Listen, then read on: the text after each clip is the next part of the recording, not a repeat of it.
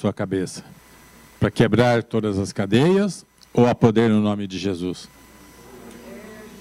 Qual foi? Porque é isso aí, gente. Porque se não houvesse poder no nome de Jesus, as cadeias não seriam quebradas. Então, o nome de Jesus é que quebra todas as cadeias. Então, se existe na sua vida, na nossa vida, alguma coisa que precisa ser quebrada, é o nome de Jesus que vai quebrar. A unção quebra todo jugo. Amém? Louvado seja Deus. Eu quero prosseguir hoje, gente, falando sobre aquela mensagem que eu comecei no começo deste mês, falar a respeito dos sinais da vinda de Cristo e também sobre a volta do Senhor que brevemente vai acontecer. Naquela manhã eu enfatizei a necessidade de nós nos prepararmos para a volta do Senhor. Semana passada eu fortaleci este mesmo conceito a respeito de nós estarmos com a nossa vida arrumada, como foi falado lá para o rei, não é? Se prepara que você vai morrer. Lembra? Domingo passado? E o rei falou, o profeta falou para ele, você vai morrer, não tem recuperação. O profeta falou isso e saiu. Enquanto ele estava saindo do palácio, o rei se arrependeu, chorou, falou com Deus, falou, eu fui um homem bom, fiz as coisas boas, Senhor, te servi, temo-te. E Deus então chamou o profeta, falou para ele, volta lá e fala para o rei que eu estou acrescentando mais 15 anos de vida para ele. Então vejam que o arrependimento causa uma mudança no coração de Deus. Até uma profecia falada por um profeta como Isaías, até uma profecia correta volta atrás, porque houve arrependimento, houve confissão. E isto é o que eu quero continuar hoje, falando de uma forma que nós precisamos considerar, porque Jesus brevemente voltará. Não é verdade? Nós estamos sabendo disto. Que os sinais indicam que a volta do Senhor vai ocorrer num tempo muito, muito breve. Possivelmente, muitos dos que estão aqui nem experimentarão a morte. Vão ser transformados e subirão para encontrar o Senhor nos ares. São duas coisas distintas, né? São duas bênçãos distintas. Quem não morrer e for arrebatado, vai ter a bênção de não ter morrido e ser arrebatado. Quem morrer vai ser ressuscitado. Quem não morreu não pode ser ressuscitado. Então, quem morreu vai ter a bênção da ressurreição. De modo que com Deus só tem ganha-ganha. Ninguém perde. Aleluia! Bendito seja o Senhor. E eu quero continuar falando hoje a respeito de nosso relacionamento com Deus. Quero falar hoje a respeito da nossa experiência pessoal com Deus. Deus trata das coisas coletivamente e individualmente. Neste texto que eu vou ler, Deus está tratando com a nação de Israel, que ele separou, que ele escolheu para ser uma nação abençoada, com quem ele tivesse um pacto, com quem ele teve uma aliança.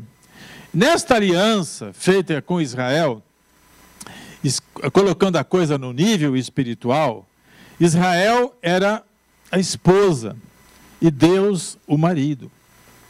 Era espiritualmente um relacionamento como se fosse entre marido e mulher. E aconteceu que, lendo a história de Israel, a gente vê claramente uma coisa, pessoal, claramente. Israel falhou em muitas áreas. Muitas coisas que Israel fez desagradava a Deus. Por exemplo, Israel começou a fazer casamento com um homem com mais de uma mulher. Isso não era o plano de Deus. Porque se Deus tivesse esse plano, ele teria criado 2 Evas para casar com Adão. Ele criou uma só. E, gente, já está bom demais. Nós, maridos, podemos falar, meu Deus do céu, se a matriz dá tanto trabalho, para que filial? Então, Deus criou para ser um homem, uma mulher, um casal. Mas Israel enveredou pelo caminho de outras nações e começou a ter, então, esse relacionamento de um homem com várias mulheres, e isto não era algo que satisfazia o coração de Deus. Israel tratava os pobres com muita injustiça. Israel não era um povo que cuidava bem do pobre. Apesar de ter leis que deveriam ser cumpridas, eles negavam, e Deus vivia repreendendo esta falha de Israel nesta área social. Israel cometia pecados de não guardar certos dias, de certas festividades que Deus tinha ordenado para eles na aliança feita com Moisés, com Abraão. Estas coisas e outras que Israel praticava eram coisas que, nesse relacionamento como nação, como se fosse uma esposa, Israel errava e Deus ficava triste, Deus não se alegrava com isto, mas, vamos dizer assim, Deus tolerava, levava naquela da paciência. Mas houve um pecado de Israel que foi o que mais machucava o coração de Deus. E este pecado é um pecado de um adultério espiritual. Isto está claro na Bíblia, quando Deus compara que a infidelidade de Israel em trocar o Deus vivo e verdadeiro por deuses falsos, de madeira, de prata, de ouro, a se adorar imagens, adorar Baal e deixar o Deus verdadeiro de lado, não adorar o Senhor, não prestar reverência para Ele, não prestar para Ele todo o zelo. Isto era um pecado muito sério e foi o pecado que Deus não resistiu, não tolerou, e por causa disto, logicamente dos outros também, mas principalmente por causa disto, é que Israel pagou caro, um preço muito caro, de ser levado escravo para a Babilônia e para a Assíria.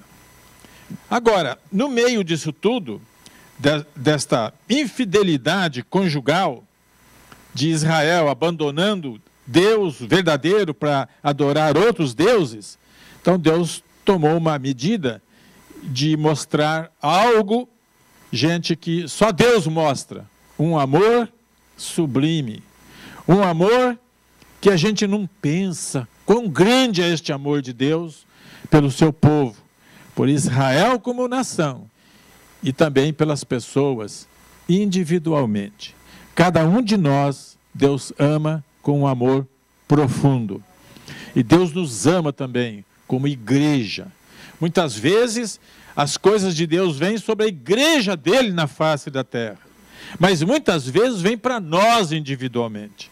As correções de Deus, elas se dão destas duas formas, coletiva e individualmente. Então, às vezes a gente vê a igreja sofrendo perseguição.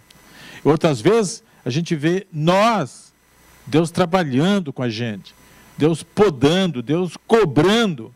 E é sobre isso que eu quero então comentar um pouco mais nesta manhã, tendo como base a história de Oséias, profeta que Deus chamou de uma maneira impensável. Ninguém podia imaginar que Deus ia fazer o que ele fez com Oséias.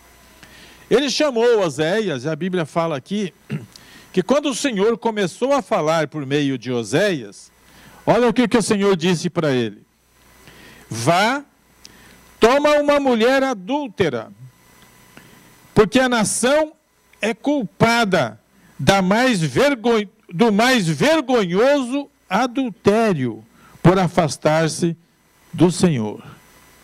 Então veja, Deus chama o profeta para ser profeta, Deus chama Oséias para se tornar um profeta, e a primeira coisa que ele diz para o profeta é o seguinte: vá e se case com uma mulher prostituta, uma mulher do mundo, uma mulher que vive ganhando dinheiro com o seu corpo.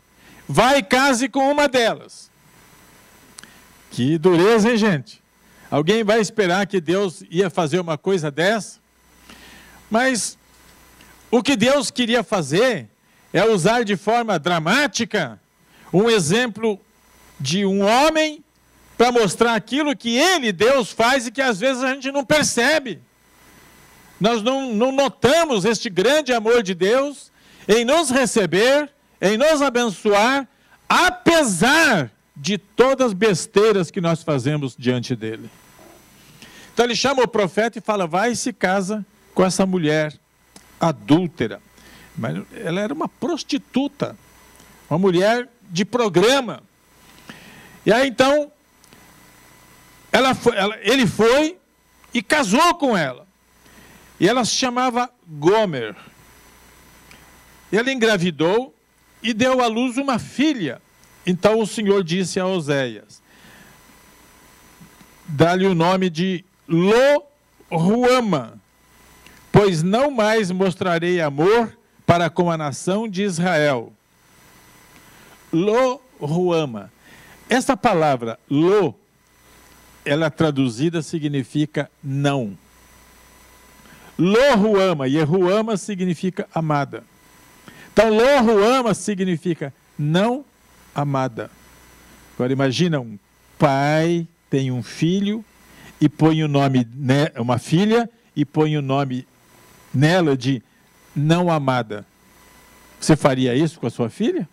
Mas, nascendo, e você já declara que ela não é amada? Que ela não é bem-vinda? Que ela não é querida?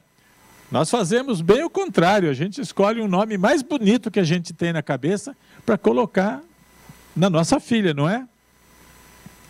Então é assim, mas Deus está dando uma lição prática, ilustrada, e que todos poderiam entender. O profeta estava entendendo isto. Engravidou e deu este nome para a filha. Não amada. Lo-Ruama.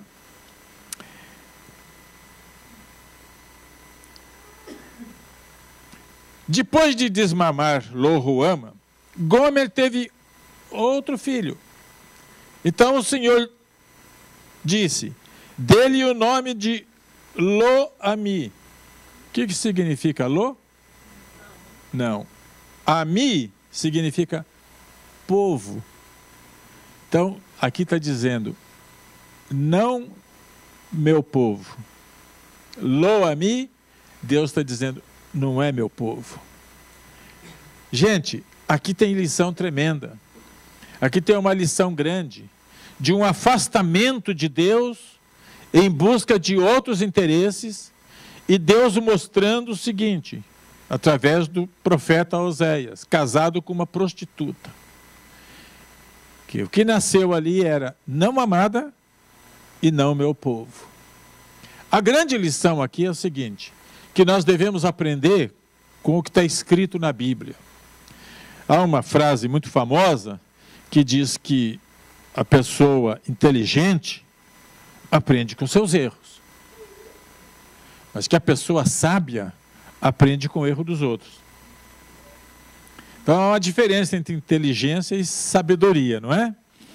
Então vejam bem, nós estamos vendo aqui, por tudo que a Bíblia tem escrito, que nós devemos amar a Deus sobre todas as coisas, que Deus deve ser primeiro na nossa vida. E quando nós perdemos isto de vista, quando nós nos desviamos do propósito de Deus para a nossa vida, quando nós colocamos Deus em segundo plano, quando nós começamos a oferecer a Deus a sobra do nosso tempo, a sobra dos nossos talentos, quando nós começamos a deixar Deus de lado e nos voltando para o dinheiro, para só o trabalho, para as riquezas, para os bens deste mundo, é uma traição contra Deus. Nós estamos pecando o pecado de adultério espiritual contra Deus, como fez a nação de Israel. Então é por isso que eu estou alertando a igreja. Se a pastora Glenda teve uma visão hoje, de uma escuridão e uma Bíblia pequena em cima ali, o que significa isso? Que a Bíblia perdeu a sua grandeza e as trevas tomaram conta. Mas nós vamos reverter esse quadro em nome de Jesus. Em nome de Jesus, nossa igreja vai mudar. cada vez mais nós vamos pisar no veneno que Satanás vomitou, em tudo que está errado, naquilo tudo que causa uma tristeza no coração de Deus.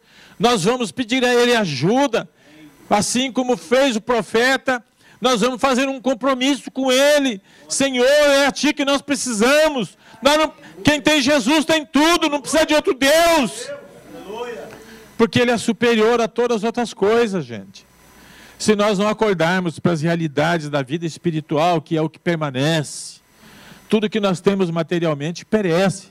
Do jeito que a gente nasceu, a gente sobe. Viemos sem nada vamos subir. Mas tudo que nós fizermos no mundo do Espírito, as obras nos acompanharão. Gente, existem coisas que nós ficamos distraídos. E eu quero estar alertando a igreja para a necessidade que nós temos de voltar todo o nosso ser para Deus, para a palavra dEle, para a oração, para a comunhão entre irmãos, para a comunhão com Deus. E, gente, parece que nestes últimos tempos, Deus está me conduzindo a falar com a igreja sobre a qual Ele me colocou como responsável de trazer a palavra, o alimento espiritual sobre estas coisas. E eu vou dizer para vocês, Deus ama, Deus é perdoador. Em nós está o querer acertar as coisas com Deus. E aqui, prosseguindo a história de Oséias, depois que ele casa com ela, tem 3 filhos com ela, sabe o que ela faz? Ela volta para a prostituição. Ela abandona o marido e vai lá de novo, porque ela sentiu saudades daquele tipo de vida. Lendo o livro, ela fala, tenho comida, tenho bens, tenho dinheiro, tudo tem. E o profeta, logicamente, agora ele sentiu no corpo dele, na alma dele, o que é uma traição da mulher, o que é ser traído, o que é ser abandonado. Agora o profeta sentiu a dor de Deus. O que antes era só Deus que sentia, agora o profeta sentiu. Então, quando ele transmitia a mensagem, agora ele transmitia com aquele sentimento forte dentro da alma dele. Traição, gente, é uma coisa que eu acredito machuca e machuca muito. A pessoa fica diminuída, se sente perante os amigos assim, envergonhado, em toda a humilhação. O que eu fiz? Não fui bom marido, não fui suficiente para ela. Agora o profeta sentia isso. Lá estava ela, com outro homem, vivendo lá. Deus chama o profeta, novamente, fala para ele, vai atrás de Gomer, traz ela de volta. Esse profeta na mão de Deus estava sofrendo mesmo, hein? Porque Deus estava querendo mostrar o que é amor. Ou seja, apesar dela ter adulterado, apesar de Israel ter adulterado, Deus queria Israel de volta. Apesar de Israel ter abandonado ao Senhor, Ele queria de volta, Ele queria sentir aquele amor, Ele queria sentir aquele momento de comunhão, de carinho com a nação que Ele elegeu como uma nação no qual Ele abençoaria para sempre. Este é o amor de Deus. Ele queria mostrar isso através do profeta. Vai, mostra amor para Gomer, traga de volta. Para fazer isto, o profeta foi lá no meio, teve que pagar, teve que pôr dinheiro. Ele pagou aquilo que era dele. Ele pagou um preço por aquilo que já pertencia para ele. Mas ele pagou. A Bíblia diz quanto que ele pagou. Pagou bem, pagou caro. E trouxe e fez um pacto com ela. Agora você é só minha. Você não vai mais ter nenhuma aventura. E aí termina essa história. E aí quando isso acontece, Deus dá a lição final ali para o profeta e para o povo de Israel. Quando isso acontece, quando vê o amor do profeta por Gomer, quando fica demonstrado que tipo de amor que Deus tem por nós, e eu quero dizer, nós às vezes, por já sermos cristãos há algum tempo, a gente já dá isso como uma coisa certa, já está acostumado com isso e nem mais valoriza muito. A gente às vezes não considera, a gente não fica pensando o quanto Deus nos ama, mesmo a gente fazendo um monte de coisa errada. Mas o amor de Deus não se afasta de nós. E quando nós nos afastamos dele, como fez Gomer, ele fala assim, vai, traz de volta. Ele quer a gente de volta para ele. Ele quer a gente de volta para ele. E quando voltou, aí ele diz o seguinte, chamem a seus irmãos, meu povo. Ele tirou o Lô. O que significava o Lô? Então não era mais não meu povo. Agora ele está chamando, como é que chamava o moço ali? Lo-ami. Não era mais Lo-ami. Deus agora só chamava de Ami. Meu povo. E para a mocinha lá, a Ruama, ele falou, não é mais Lo-Ruama. Agora ela é amada. Então, todos os que por algum motivo se afastam de Deus, põem Deus de lado. E eu vou dizer, gente, maneira de pôr Deus de lado do cristão não é uma imagem. Nós não adoramos imagens. Cristão, convertido, que conhece a Escritura, não se curva diante de uma imagem. Isso a gente sabe perfeitamente. Mas nós idolatramos outras coisas. O cristão se torna, às vezes, um idólatra de coisas que ele não imagina que seja idolatria. Eu conheço pessoas, parece mentira, que parece que tem idolatria pela casa, pelos bens, pelo carro, pelo Corinthians, pelo Cruzeiro. Gente, quantos que põem Deus de lado por causa de futebol, briga, grita pelo time e não tem emoção pelas coisas de Deus. Está errado. Nós precisamos reconsiderar as coisas, gente. Vocês sabem que eu sou torcedor do Corinthians, mas vocês nunca vão me ver brigar, chorar, gritar quando meu time perde ou ganha. Não, isso é uma coisa da diversão só. Porque eu digo para vocês uma coisa. Eu me entreguei para Jesus quando tinha 16 anos de idade. E nunca mais me afastei dele. E hoje eu estou tão atolado com ele que não tem jeito de eu abandonar mais. Não tem como. E eu quero dizer para vocês, eu não sou um perfeito modelo disso, não. Tem gente muito melhor do que eu, que são muito mais apegados e tudo.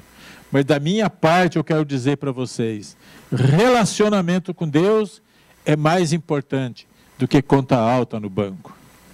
Do que ter part-time, time e extra time para ganhar extra money. Porque, gente, para ganhar dinheiro não tem limite. Mas a pessoa, às vezes, fica tão envolvida, dedica tanto tempo, que quando percebe, quando chega a hora de fazer uma oração em casa, de ler um pedacinho da Bíblia, não aguenta, porque está com sono, está cansado. Nós somos humanos, isso é normal ficar cansado quando trabalha 16, 17 horas por dia. Isso é idolatria. A gente não chama isso de idolatria, mas é. Outras coisas que roubam o nosso tempo, do mesmo jeito que Deus sentiu com relação a Israel, Ele se sente conosco, se nós também o traímos, se nós adulteramos espiritualmente. Então nós precisamos rever nossos caminhos. Nós precisamos tirar o Lô da nossa vida. Lô para nós temos que falar, alô, fora! Não é? Tem uma canção que a gente canta aí, né? Que quando a gente canta, a gente sabe, fora! Lembram do encontro com Deus? É assim. Nós precisamos pôr fora da nossa vida uma porção de coisa que impede o nosso caminhar correto com Deus. E Deus olha para nós e ele quer tirar o lô e Ele quer ficar só com meu povo amado. E é isso que Deus quer na nossa vida. Você quer também? Então levante as mãos, aplauda o Senhor, porque se nós queremos e Ele quer, isto vai acontecer. Seja bendito o nome de nosso Senhor e Salvador Jesus Cristo, que nos dá força para sermos mais do que vencedores. Amém? Louvado seja Deus. Vamos encerrar o culto hoje um pouquinho mais cedo, para vocês irem para casa, descansar um pouquinho, e estarem aqui às 6 horas para um jantar maravilhoso que nós vamos ter, e vai ser a minha alegria ver vocês aqui, e nós estaremos celebrando 26 anos da igreja, e o meu eu já nem falo mais, que vocês já decoraram, né? É coisa boa, gente, fazer 76 anos, porque se a gente vive assim, é porque Deus concedeu vida. Quantos de vocês querem chegar nessa idade? Todo mundo aí, não tem um que não levanta a mão. Se tem... mas vejam, o desejo de viver longamente é uma coisa que todo ser humano tem. Então, isto é um privilégio quando Deus vai dando vida para nós, não é? Como vocês sabem, minha mãe já fez 95 e quer vir para cá o ano que vem, veja só.